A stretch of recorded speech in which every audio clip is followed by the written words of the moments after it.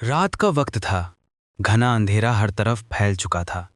आसमान में चांद बादलों में छिपा हुआ था और सिर्फ बस की हेडलाइटें जंगल के रास्ते को चीरती हुई आगे बढ़ रही थीं। ये वही पुराना रास्ता था जो धाराशिव से शहर की ओर जाता था। कॉलेज के स्टूडेंट्स एक ट्रिप से लौट रहे थे, थके हुए पर खुश। बस में लगभग 20 लोग थे। कुछ ऊँघ रहे थे, कुछ मोबाइल में लगे थे और बाकी लोग मामा यानी विजय मामा से बातें कर रहे थे जो बस चला रहे थे। उनके बगल में पिन मामा बैठे थे, उम्र में छोटे पर बेहद मजाकिया। पीछे की सीट पर श्याम, विकास सर, सुशील सर और कुछ स्टूडेंट्स बातें कर रहे थे। अचानक बस जोर से झटका खाकर रुक गई। क्या हुआ मामा?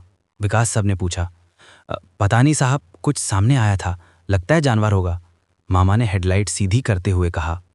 पर सामने कुछ नहीं था, सिर्फ धुंध और सड़क के किनारे खड़ा एक पुराना बरगद का पेड़। पेड़ के नीचे कुछ हिला सा। किसी को लगा कोई आदमी है, किसी को भ्रम हुआ। मामा ने बस स्टार्ट की पर इंजन ने जवाब दे दिया। सन्नाटा छा गया। बाहर झींगुरों की आवाज, अंदर बेचैनी। शाम ने खिड़की से बाहर झांका और ठिठक गया। अरे, ये तो वही जगह लग रही है जहां से अभी अभी निकले थे। सबकी नजरें बाहर गईं। सचमुच वही ढाबा, वही टूटी ट्रक, वही मोड़। ये कैसे हो सकता है? पिनमामा बुदबुदाए। हम तो सीधा जा रहे थे। विकास सर ने सबको शांत कराया।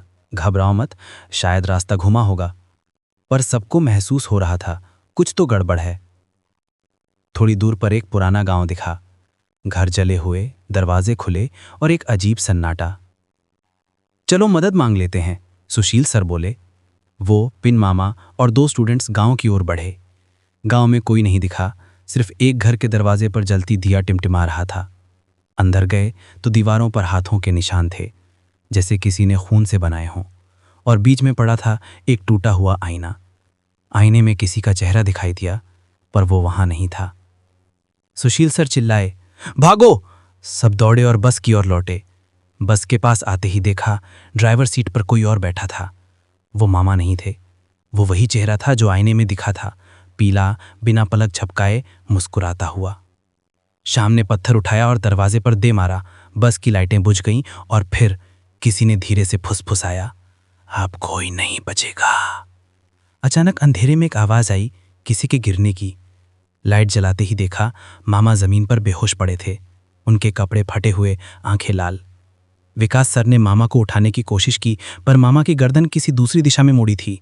बस में सन्नाटा, किसी की भी सांस नहीं चल रही थी। शाम ने कहा, ये गांव नहीं, छलावा है। ये हमें बार बार उसी जगह पर घुमा रहा है। पिन मामा डर के मारे कांप रहे थे। मुझे तो लग रहा है ये किसी के अंदर घुस चुका है। धीरे धीरे सब एक दूसरे पर शक करने लगे, कौन असली है, कौन छलावा। तभी विकास सर ने देखा कि सुशील सर के जूते पर वही कीचड़ लगी थी जो उस जले घर में थी। तुम गांव के अंदर क्या करने गए थे? मैं तो। पर इससे पहले कि वो कुछ बोलते, पिन मामा ने उन्हें धक्का दिया। ये वही है, ये छलावा इसी में घुसा है। सुशील सर की आंखें पलटी, चेहरा काला पड़ा और वो चीखने लगे। उनके मुंह से काला धुआं निकला जो हवा में तैरता हुआ बस की छत से टकराया और कई चेहरों में बदल गया। हर चेहरा अलग, पर एक जैसी मुस्कान। अब तुम सब मेरे हो। सब लोग चीखने लगे।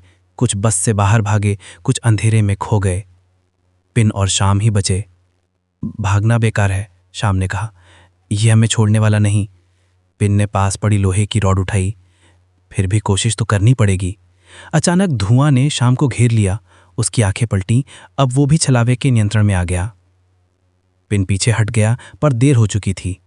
शाम ने रॉड खींची और पिन पर वार करने चला, तभी बस की खिड़की से बिजली की चमक आई जिसने दोनों को रोशन कर दिया। उस रोशनी में पिन ने देखा छलावे का असली चेहरा, आधा इंसान, आधा धुआं और उसकी आंखों में बस अंधकार। पिन ने पूरी ताकत से रॉड घुमाई, सीधा उसके चेहरे पर। धुआं चीखता हुआ बिखर गया। कुछ पल के लिए सब थम गया। फिर अचानक बस का इंजन अपने आप चालू हो गया। मामा की आंखें खुली, वो सही सलामत थे। शाम बेहोश पड़ा था, पर अब शांत। सूरज की पहली किरण पेड़ों से झांकी, जंगल अब सामान्य लग रहा था। पिन ने गहरी सांस ली और आसमान की ओर देखा। मामा ने बस बढ़ाई और सड़क पर धूल उड़ती चली गई। सब कुछ खत्म लग रहा था, पर पीछे शीशे में किसी का चेहरा फिर झलक गया। वही मुस्कान, वही आंखें, पिन ने धीरे से कहा, ये छलावा कभी खत्म नहीं होता।